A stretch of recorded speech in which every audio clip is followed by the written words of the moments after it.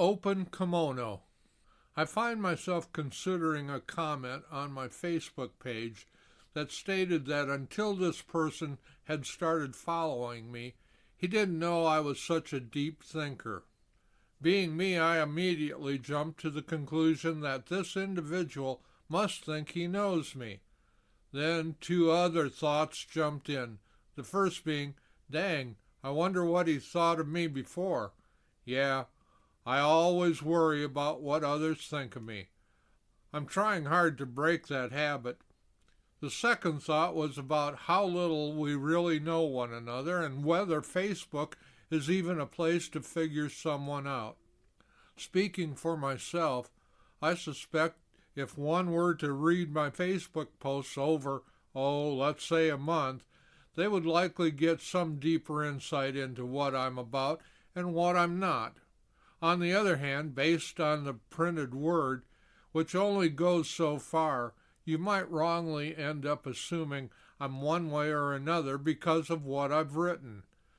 I used to use the phrase open kimono, which simply meant nothing withheld, everything literally out in the open.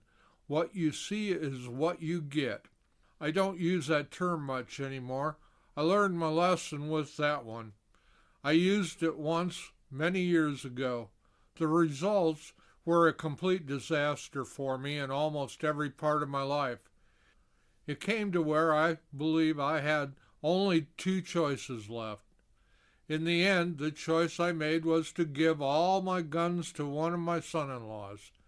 To this day, I no longer do the open kimono thing with anyone other than 3 trusted people who have never disappointed me. You and I don't know each other, though we think we do. Hell, my ex-wife didn't know me, not completely anyway, and we lived together for 25 years. She had an impression of me based on our high school days and what other people said they knew about me. She never asked, and I always tried to be someone I thought she wanted to be, which of course never worked out.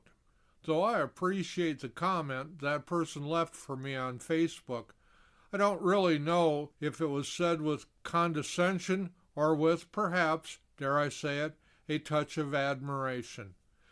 Then again, I don't know the first thing about the person who left the comment. Truth be told, I don't know that much about anyone, including myself, and sometimes that's not a bad thing. A dash of mystery can add a touch of spice to the mix we call life.